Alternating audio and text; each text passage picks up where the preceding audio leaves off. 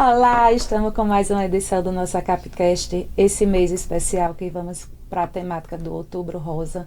Então, estamos aí com essa bandeira. A CAP não só é uma associação de contadores, mas a gente está muito envolvida em questões sociais, em apoiar as nossas mulheres contadoras, não só as contadoras, como de todas as profissões. Então, a CAP Mulher esse mês também está com a causa do Outubro Rosa. Então, convido desde já vocês para interagir no nosso bate-papo, que o nosso ACAPcast hoje será direcionado por Nauma, nossa diretora. Temos Fátima Nascimento, que é diretora e hoje ela é associada da ACAP. E trouxemos aqui a presença de Carol Brasil, onde ela vai falar um pouco da vivência do diagnóstico e deixar aí vários links importantes, várias chaves para que você que esteja aí nos acompanhando se ter o autocuidado. Então, eu passo para vocês, convido para vocês agora, nossa diretora Michele, onde irá conduzir o nosso ACAPcast, juntamente com Fátima e as demais convidadas. Então, me chamo Michele Arruda, hoje diretora da ACAP, mas exatamente há 10 anos atrás fui presidente dessa associação, a qual me orgulho muito, e trazer uma temática com dicas, com vivência de nós mulheres contadoras. É um prazer estar aqui com vocês.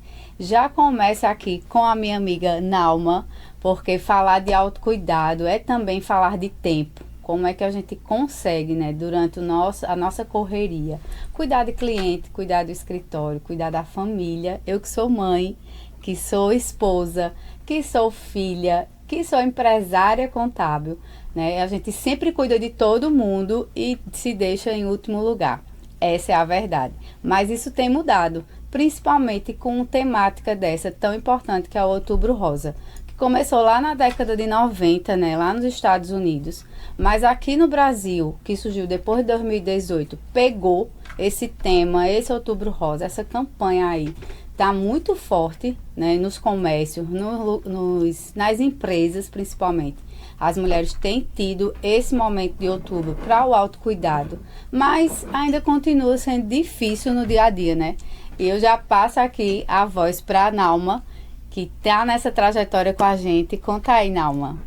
Ô, pessoal, ser mulher é difícil, né? A gente agrega várias funções. A gente é irmã, é filha, é tia, é mãe, é empresária, precisa trabalhar, mas a gente precisa, antes de tudo, pensar em si.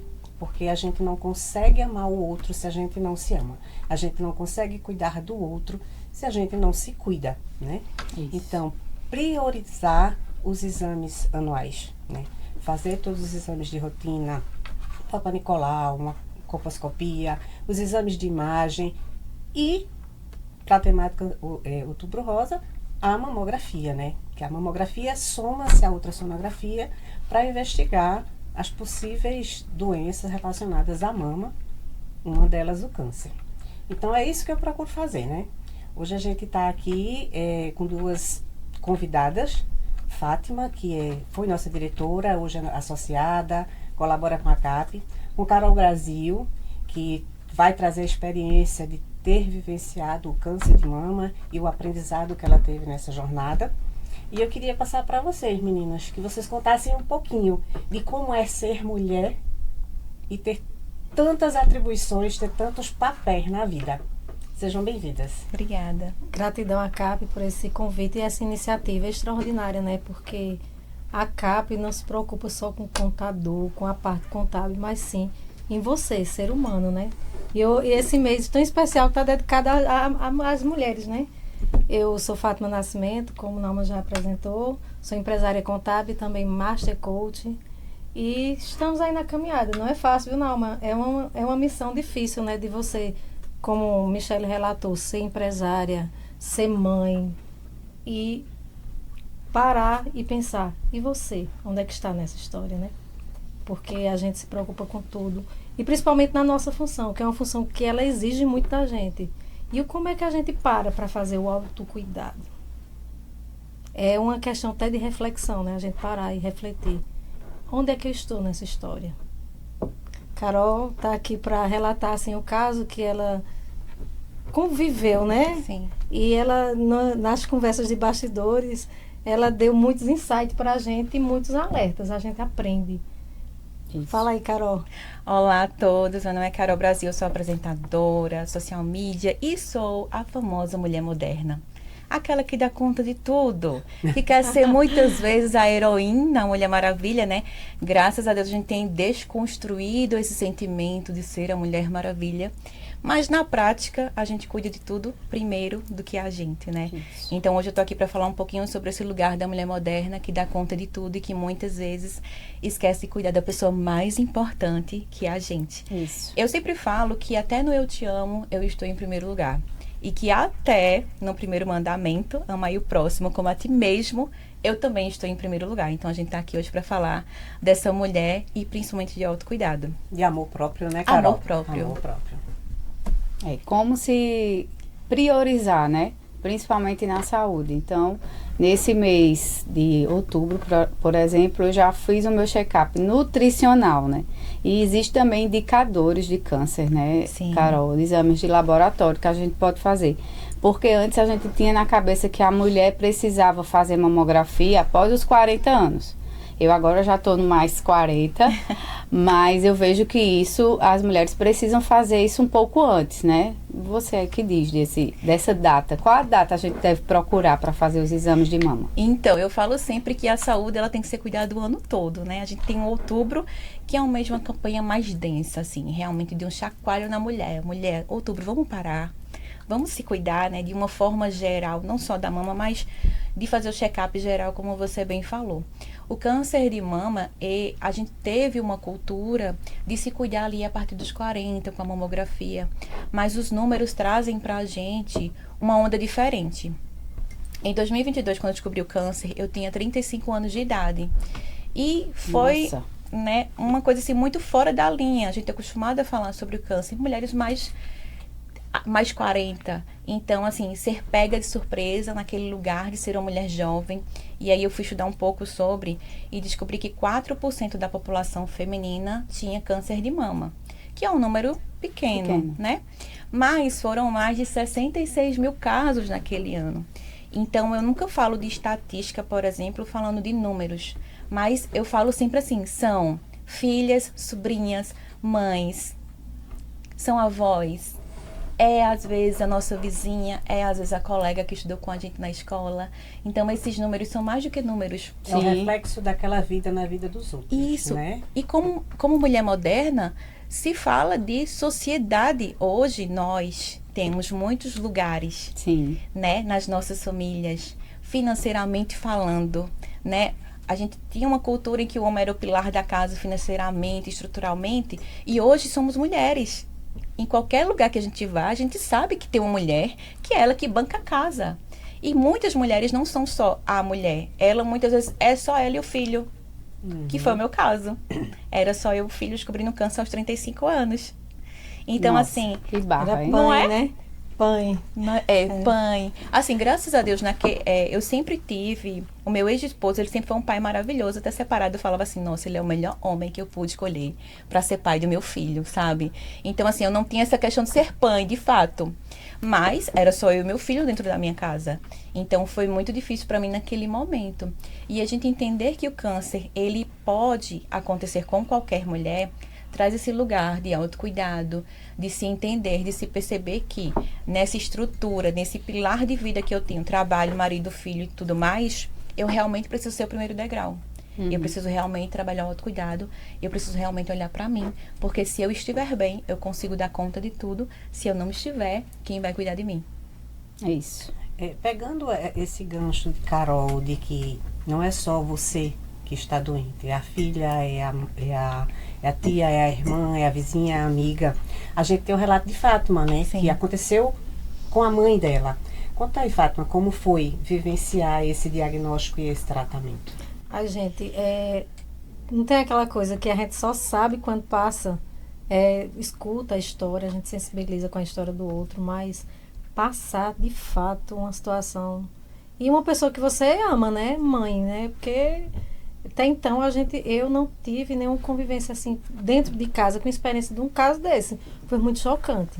Mas foi trabalhado em toda a família, né? Que a doença, é feito, eu estava falando nos bastidores, a gente falando, né, que a doença, muitas vezes, as pessoas veem como uma doença. É uma doença. Mas só o que é que você pode fazer daquela situação? Reinventar. Quantas pessoas que sofrem, têm um diagnóstico e ela começa a viver a partir do diagnóstico? Porque antes não sabia o que era vida, não valorizava, não dava importância a coisas que a gente vê que é tão essencial, né? Dava importância a outras coisas que, no final, você vai ver que aquilo não faz sentido. Foi uma experiência, não, tá sendo, né? Porque quando a gente descobriu, para vocês terem ideia, a importância do autocuidado e da prevenção. Foi na época da pandemia, minha mãe, ela tem que fazer endoscopia todo ano, e ela não foi por conta da pandemia, para não pegar a Covid. Uhum. Foi justamente esse período que não fez o exame. Quando foi ver, já estava um câncer de estômago. E graças a Deus a gente quando soube, foi 30 dias ela fez a cirurgia. Assim, a gente falou, não queria dizer para ela, né, porque a gente não sabia como ela ia receber. Ainda tem isso. Uhum. A gente não sabe como a pessoa recebeu um diagnóstico. Uma pessoa com 82 anos de idade, lúcida, recebeu um diagnóstico desse. O que foi que aconteceu? A gente pegou, foi para um médico, entrou antes na sala do médico. Doutor, não diga a ela. Só que minha mãe, gente, é interessante, ela é muito inteligente, mas ela é analfabeta, ela não sabe ler. E ela enganou o médico.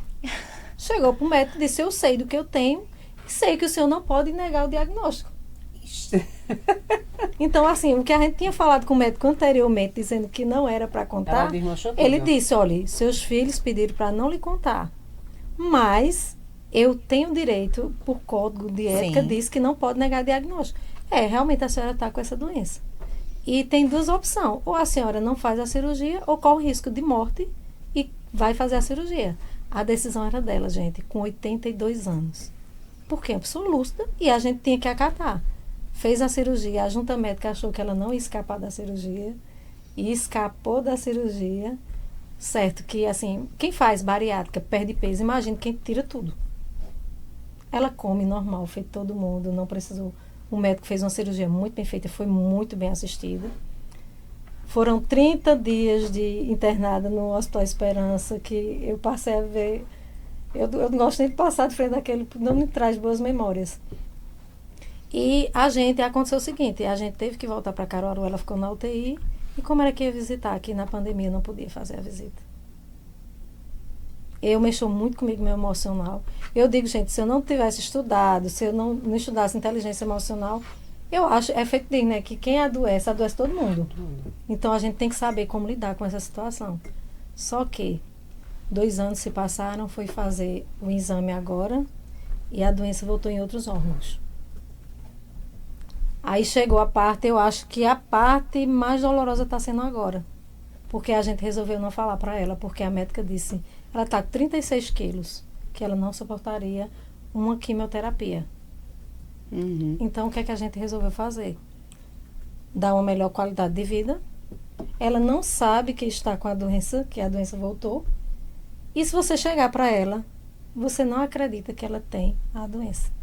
Então, a médica disse o seguinte, pode ser que, se ela fizer a fisioterapia, a quimioterapia, ela vá antes do processo. E pode ser que ela conviva com essa doença até o dia que Deus quiser. Então, assim, não é fácil pra gente conviver, eu sabendo que minha mãe tá ali, tá indo aos poucos, para dar um banho. Eu fecho meus olhos e peço a Deus, meu Deus, me ajude, porque você sente só o couro e o osso, mesmo ela se alimentando, porque ela não tem estômago. Né? Eu digo que a cantora, ela tá quase do corpo da cantora da dupla sertaneja. Bem magrinha, bem debilitada. Só que ela tá debilitada, né? Aí, não é fácil não, mas eu digo que tudo vem pra gente aprender. Os momentos que eu vou ter com a minha mãe, então eu tenho que fazer os melhores momentos. Porque muitas vezes a gente se preocupa muito no ter. E esquece do ser e do fazer, né?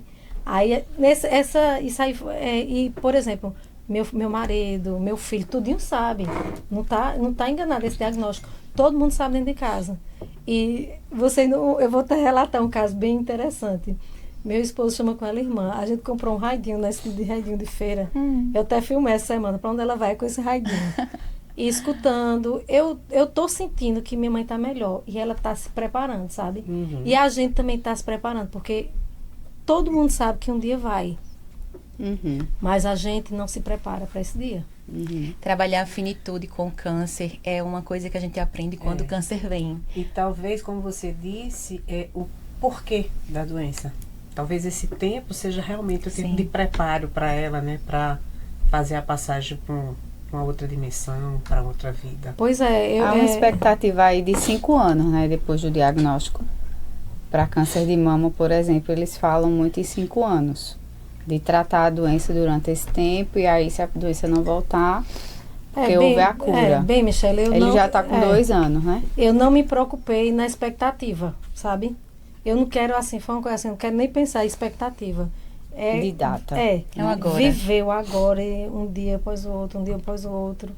E assim vai. E é feito que diz, a gente se prepara para viver, mas a gente não se prepara para morrer. Isso leva uma reflexão. O que é que eu estou fazendo da minha vida?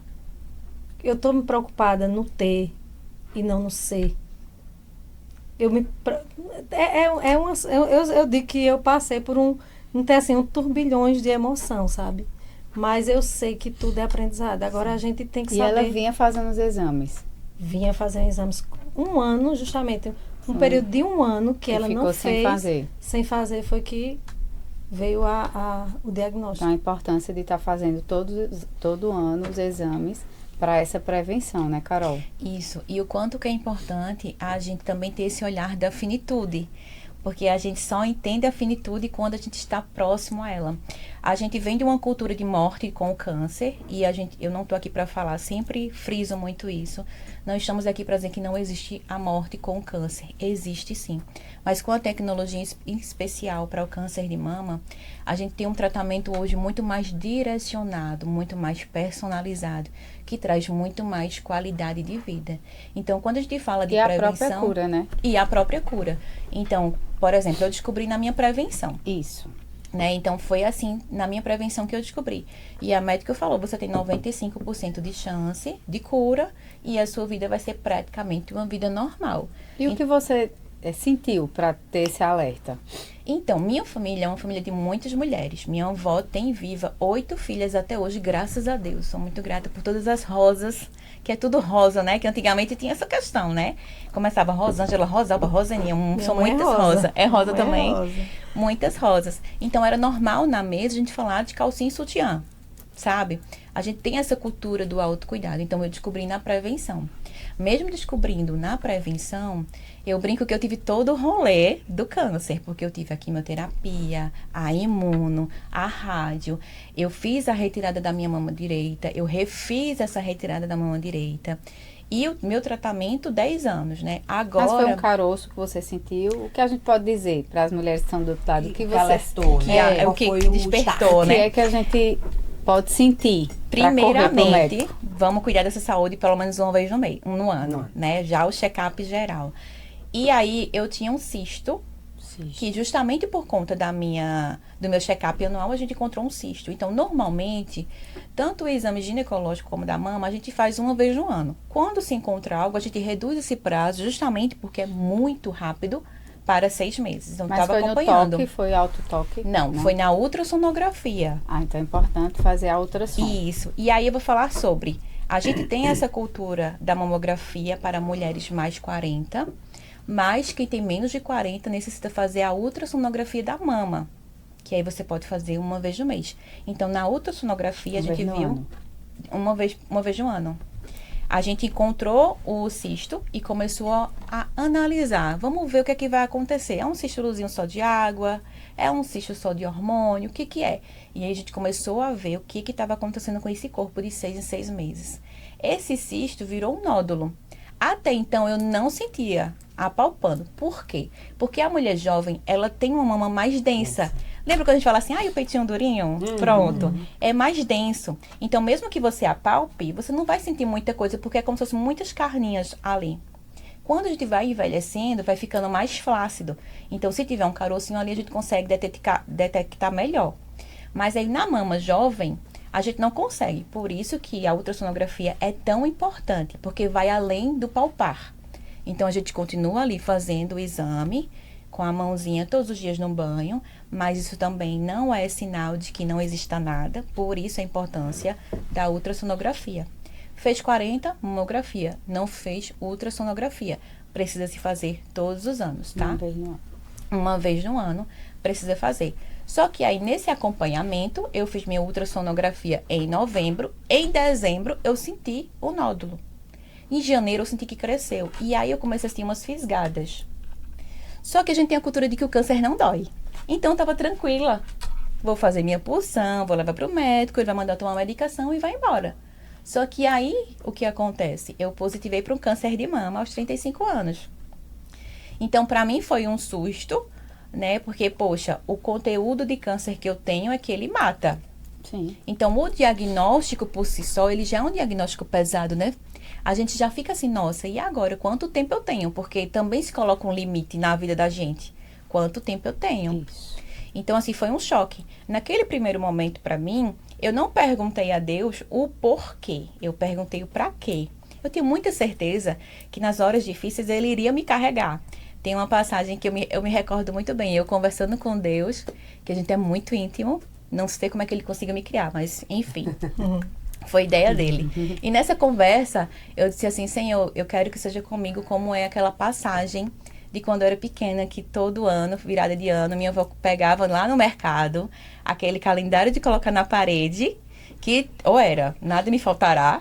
O Senhor é meu pastor e nada me faltará. Não é? Ou então Sim, era Senhor. aquele pegadas na areia, que tinha o mar e as pegadas. Uhum. E a conversação daquilo era, Senhor, por que tu disseste que estaria comigo e eu só tô vendo 2 pegadas? E ele responde, porque nas horas mais difíceis eu te coloquei no colo. Então, na minha oração com ele, foi sobre isso. Foi sobre esse momento. Então, não perguntei o porquê. Eu disse, Senhor, que seja feita a tua vontade. Só me diz o pra quê, porque eu sou uma pessoa de missão. Mulher, a gente tem que estar fazendo alguma coisa, né? Então, eu fui nessa vibe. E aí, eu sabia que ele iria me colocar no colo dentro de todo esse processo. E assim foi feito. Então, a forma de como eu encarei o câncer mudou todo o meu tratamento e me trouxe a um lugar realmente de cura. Uma cura que eu falo no sentido de, por exemplo, mês de semana passada, Manu sabe muito bem, eu estava apreensiva. Porque eu fiz o meu exame para saber se tinha alguma outra contaminação. Uhum. Então, já vivi, não tem nada, de 6 em 6 meses eu faço o teste para saber se realmente não tem nada, justamente por conta dessa pressa do câncer. E quando chegou que não tinha nada, é uma outra vitória. Entende? A gente sempre fica ali naquele Aí receio. você faz todo ano. Não, de 6 a 6 meses eu faço um exame geral, que se chama PET scan, para saber se tem alguma célula contaminada. Porque pode ter tirado do meu organismo, mas aí fica, vamos dizer, uma pontinha que fica passeando pelo corpo. Aí ela vai pegar algum lugar que está um pouquinho inflamado, algum lugarzinho ali no corpinho e fica, e cresce e vira um tumor novamente. Então, eu preciso estar fazendo sempre esse exame específico para que eu possa estar sempre avaliando o meu corpo e entendendo se de fato ele está saudável. Então, a minha cura é essa.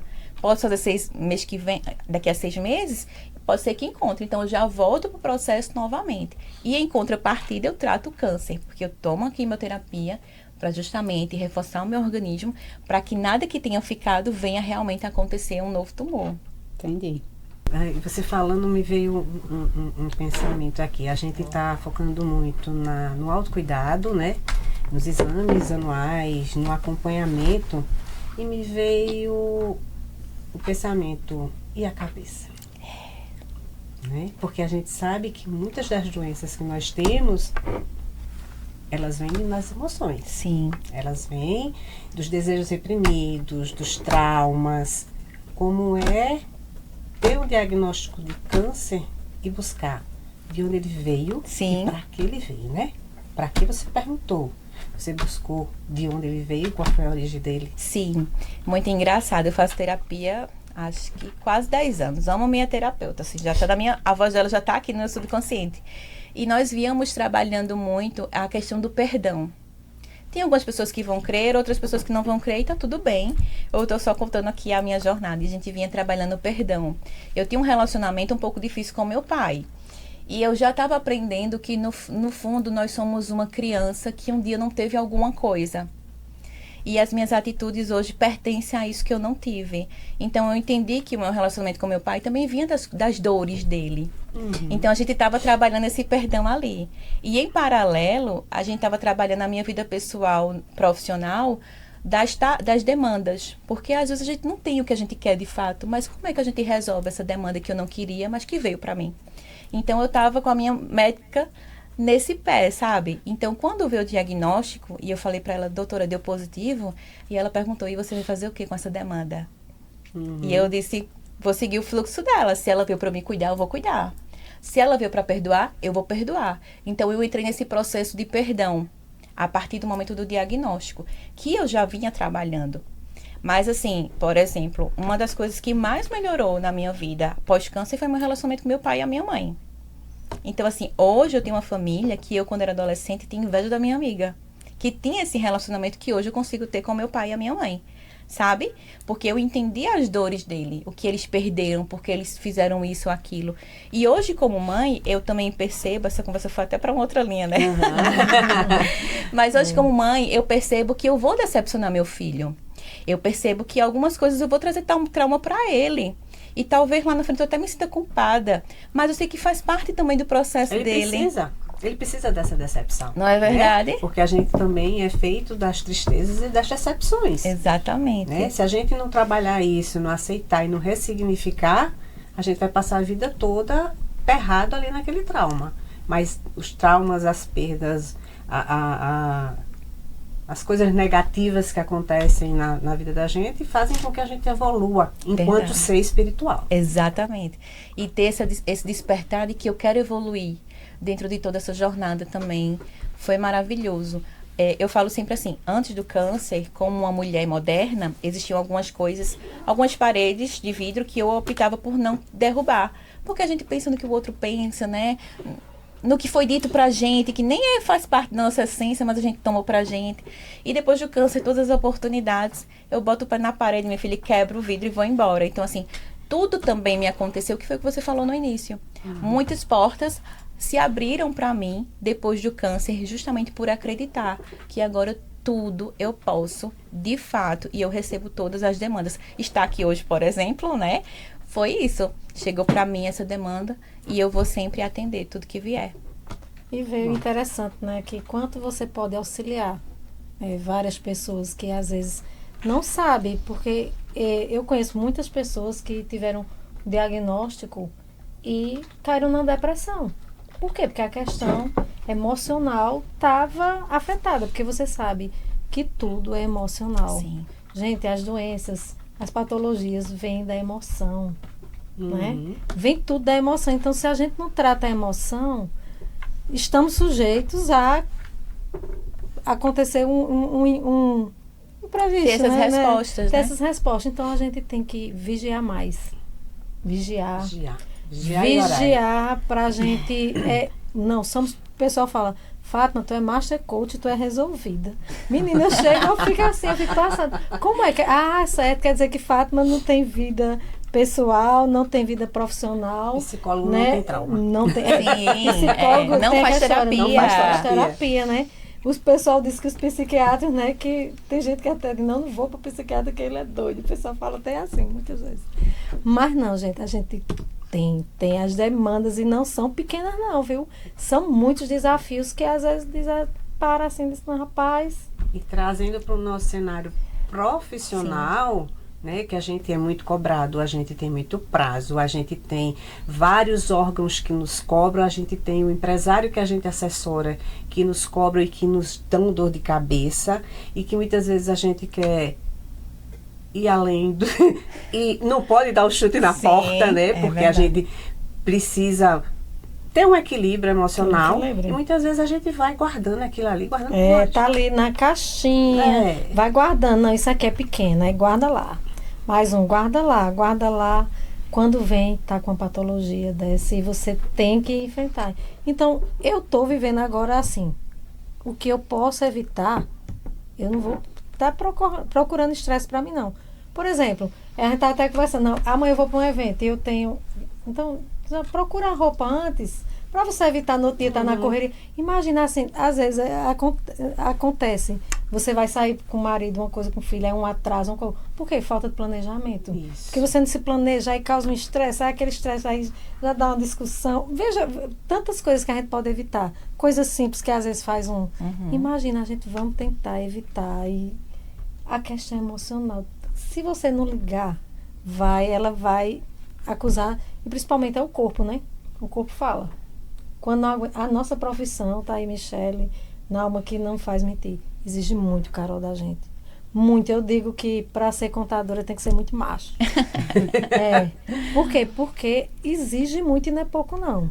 É muita coisa. Você tem que estar atualizado de legislação, tem que estar nada tudo, aí tem que ser mãe, tem que ser esposa. Sim. Passa o dia todo tendo problema no escritório. Quando chega em casa, o filho faz. E aí, mamãe, fica comigo? Foi uma coisa que também, além da questão da doença da minha mãe, que deu um estate. Sim. Em mim foi quando meu filho falou, mamãe, pode ficar comigo? Isso aí, eu disse, rapaz, então tem alguma coisa errada. Ele já está percebendo. Tem alguma coisa Sim, errada. é, Foi o quando limite. deu o estado, eu digo, e aí, Fátima, bota o pé no freio Isso. e refaz a rota. Então a gente tem que estar refazendo a rota o tempo todo. Não é agora que tá bom, que tá certo, não. Refaz a rota. Refaz a rota. E o autocuidado. A gente pensa muito nos outros. É o tempo todo, a gente vive para os outros. Se brincar, o contador, ele faz a contabilidade do cliente, mas não tem a Mas não faz dele. a dele. Sim. Por quê? Porque ele está sempre... Veja, é uma coisa simples. Para você ver que quando puxa para o autocuidado, né? A gente sempre está se preocupando com os outros. Faz a contabilidade de todo mundo, mas a dele não está. E sendo contador e mulher é que não pensa em si mesmo, né? Sim. Pois é. E assim, tem que estar bonita, a mulher ainda tem que estar apresentável, tem que estar bonita. É muita coisa. É feito disso. Para ser mulher, tem que ser muito macho. Inclusive, nessa jornada após o diagnóstico, você teve que fazer o tratamento. Sim. E nesse tratamento mexeu também com o teu físico, com o pelo, com o cabelo. Como foi essa fase aí? Então, quando a médica falou pra mim assim, Carol, você vai perder o cabelo. Aí eu disse, poxa, doutora, engraçado, eu tenho umas conversas com Deus que são bem interessantes. Eu lembro que ela assim, em frente pra mim, ela disse, olha, você vai perder o cabelo. Aí eu olhei pro céu, assim, pro teto, né? Aí eu disse assim, poxa Deus, até minha autoestima, isso é uma prova, né? E ela aqui, ó, eu aqui, minha amiga aqui, passada. Aí eu disse, poxa Deus, minha autoestima, por quê? Veja como é interessante, eu falo que Deus é super organizado. Vai ficar quase uma pregação esse podcast também, né? Ai, minha gente. Enfim, Deus é muito organizado. Eu trabalhei na área financeira por 12 anos. Amava o que eu fazia, mas chegou um momento que eu disse assim, ai, não tá me dando mais, eu quero trocar. Aí eu fui ser empreendedora de moda. E aí, no meu empreendedorismo, eu sempre vou atrás de um propósito. Então, era moda e autoestima. Eu não vendia roupa. Sim. Eu vendia autoestima, como usar, se é gordinha, se é magrinha. E dentro dessa minha loja online, eu fazia toda quarta-feira às 8 horas uma live de autoestima. Então, eu vendia roupa pra você, mas eu também trabalhava a sua autoestima. Não era só um produto. Nunca foi, sabe? O dinheiro a gente precisa, porque o brasileiro precisa do dinheiro, né? Mas sempre tem que ter um propósito por trás em tudo que eu faço. E toda quarta-feira eu fazia essa live de autoestima. Gordinha, magrinha. As magrinhas falavam que era magra demais, as gordinhas falavam que era... Isso 4, como a gente tá aqui. E era maravilhoso. Então, quando a médica chegou pra mim e disse, vai perder o cabelo, eu disse, Deus, minha autoestima, cara. Porque eu falava que a gente tinha que ser quem a gente era, com o cabelo que tivesse, com a gordurinha que tivesse. Então, chega, Deus me manda essa tarefa. Mais uma demanda, Carol, pra você cuidar. E eu disse, Deus, não vou decepcionar. Porque se eu prego, eu tenho que cumprir. E agora mais ainda. Então, virou uma nova missão pra mim. Então, quando eu comecei a perder o cabelo, eu optei por não raspar minha cabeça, por realmente experimentar o que eu tinha que experimentar. Eu aceitei o que eu tinha que passar, porque às vezes a gente não aceita as nossas dores, Sim. né? Então, eu aceitei isso, não tá bom, é que o cabelo vai. E ali eu comecei a aprender a usar cílio postiço, porque eu sabia que eu não teria. Eu melhorei o traço da minha sobrancelha. Às vezes ficava ruim, tipo Vera Verão, uma aqui, outra aqui em cima. Mas eu tava lá. Então, todos os dias de manhã eu me maquiava, eu fazia stories enquanto meu cabelo caía. Quando eu fiquei careca, fazia stories do mesmo jeito. Quando eu comecei a usar as minhas perucas, eu comecei a ver dentro do que eu tava passando que poderia ser bom. Então, o cabelo vai cair. Beleza, não posso perder minha autoestima. Como? Vou usar peruca. Todo mundo ficou, quê? Tu vai usar peruca pra quê? Eu digo, cabelo é meu, eu vou usar peruca. Então eu tinha uma peruca curtinha, eu tinha a peruca Gabriela que vinha na cintura, eu tinha a peruca rosa que eu sempre quis pintar, minha cabeleireira nunca deixava, porque o meu cabelo era natural louro, ela não queria estragar. Então eu fui procurando dentro do que estava tão difícil para mim, me encontrar. Mas chega um determinado momento do câncer que é quando você perde tudo. Cabelo, os pelinhos do corpo, nariz, sobrancelha, cílio, você realmente vira uma folha em branco. Então, aos 35 anos, olhar no espelho e não me reconhecer, inchada, sabendo tudo que eu estava passando, foi um lugar difícil. Porque por mais que eu tivesse autoestima, não era aquela pessoa que eu estava habituada a olhar no espelho. Então foi bem complicada essa fase, sabe? De se olhar. Então eu encontrei na maquiagem, na autoestima, no autocuidado, de poder usar uma roupa mais diferente, de me experimentar em outras performances, esse lugar de estar cuidando de mim, de não deixar que a Carol que eu conhecia fosse embora por conta do câncer. Eu sempre falei que sim, eu tive câncer, mas ele não me teve. Eu fui lidar com os comentários também, né? Também. Você sem cabelo. Os comentários, eu acredito que os olhares. Menina. Talvez os olhares sejam piores que os comentários. No meu caso, foi meio inverso. O que acontecia? As pessoas que me amavam diziam assim, cabelo cresce, e eu ficava muito pé da vida. Comentário, né? Cabelo cresce. Aí eu dizia, linda, vamos lá. Você toma banho, o cabelo fica no ralo, você reclama. Você vai cortar o seu cabelo na cabeleireira, diz que é para ela cortar 2 dedos, ela corta 3, você reclama. Até as doenças daquele momento que estavam fazendo a pessoa perder o cabelo. Todo mundo reclamava, chikungunya, né? Essas doenças que teve uma época que teve muito, e todo mundo reclamava, ai, meu cabelo tá caindo, é chikungunya, ai, meu cabelo tá caindo por causa de não sei o quê.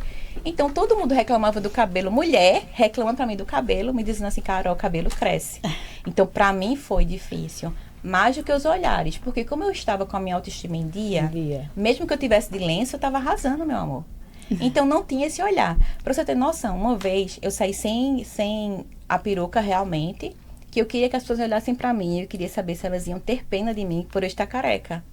E ninguém me deu moral. E eu fiquei falando com a minha amiga, poxa, ninguém me deu moral. Aí ela fazia, o povo tá pensando que é estilo. Eu digo, pois eu tô bem mesmo, viu? Porque sem nada, com a sobrancelha trouxa assim, pintada um em cima, outro embaixo, de cílio postiço, 10 horas da manhã, na Pães e Delícias, e ninguém nem tio pra mim. Ela, o povo tá achando que é estilo. Então eu não tive essa questão do olhar. Mas as falas de quem me amava, aí doeu. Entendi. É uma jornada, né, Carol? É uma jornada. Mas você passou, parabéns pela decisão de estar falando sobre isso, ajudando outras mulheres, não é? E nós aqui temos esse papel, porque eu digo que a gente não veio para o mundo só para pagar a conta, a gente veio porque existe um propósito na nossa vida, né? E ele é que nos acha. Verdade. Né? Eu acho que você nunca pensou tá passando por isso, mas o propósito te achou. Parabéns, muito obrigada por participar desse momento, né, meninas? Isso. Obrigada por partilhar sua trajetória. Eu acredito que foi um crescimento muito grande para a sua vida e espero também que quem está nos assistindo reflita e some a vida de vocês. Veja que um diagnóstico de câncer não é uma sentença de morte. Isso. Pode ser uma mudança de vida. Verdade. De olhar para a vida de uma forma diferente, de buscar coisas diferentes, de fazer, até realizar aquele sonho que você acha que é impossível, mas que você está estacionado ali porque falta talvez esse start de acorda para a vida. Verdade. Tu ainda tem muita vida pela frente. É isso. É isso. Isso mesmo. Ela falou de cabelo, né? Eu lembrei da minha mãe. Minha mãe sempre deixou o cabelo grande. Eu falei, mãe, vamos dar uma paradinha, vamos cortar. Ela disse, não, Deus disse que aqui só ele mexe. Falando, né, de fé da experiência. Ela, pra vocês terem ideia, minha gente, ela fez quimioterapia e não ficou careca. Deus é Tá lindo, vendo? né? Né? Deus é bom. Assim, vai muito da fé, da espiritualidade. E as pessoas saber, a gente saber que a gente não está só. Feito que você falou, a questão das pegadas na areia. Quando muitas vezes a gente acha que está sozinho, que não tem... E olha para um lado, olha para o outro e você acha que está sozinho, está perdido. É isso que eu venho me apegando, sabe? Todos os dias, que eu sei que eu não estou sozinha. Tá lá, e tô lá no dia a dia, às vezes tem que sair para dar palestra para outras mulheres. Às vezes eu tô ali por dentro, só Deus sabe. Mas a gente tem que continuar, a gente não pode desistir. É como Michele falou, né? Se a gente não encontra a nossa missão, o nosso propósito, ele encontra a gente. Então a gente nunca pode esquecer disso. Isso. Perfeito. E a vida é um aprendizado, né? A gente não é feito só de um corpo, a gente é corpo, alma e mente. E tudo que acontece na vida da gente tem um propósito e é para nossa evolução. Exatamente. Eu gosto muito de ler livros sobre os sobreviventes do Holocausto. E eu tenho umas amigas, não, eu não sei como tu consegue ler isso. Mas eu não leio pelo Holocausto. Eu leio pelo que a pessoa fez da vida depois daquela experiência. E são histórias belíssimas, sabe? É gente que esteve lá, não existia essa história de inteligência emocional, né? Mas ele soube naquele momento dizer, eu vou sair daqui, e saiu. E quando saiu, não fez daquilo uma pedra, ele fez uma construção. Exatamente. É muito bonito. Perfeito. Quero muito agradecer a oportunidade, agradecer Manu, muito, muito, muito obrigada pela confiança e dizer para quem está em casa que se cuide, né? Vamos embora colocar esses exames em dia e olhar para si com mais carinho. E nós estamos encerrando esse momento, esse bate-papo. Obrigada ao Armazém da Criatividade por nos receber nessa casa. Foi ótimo. Aproveito também para convidar todas as contadoras, as estudantes de contabilidade, para prestigiar nosso café. Dia 24/10 nos reuniremos. Siga nossas redes e você vai saber o local.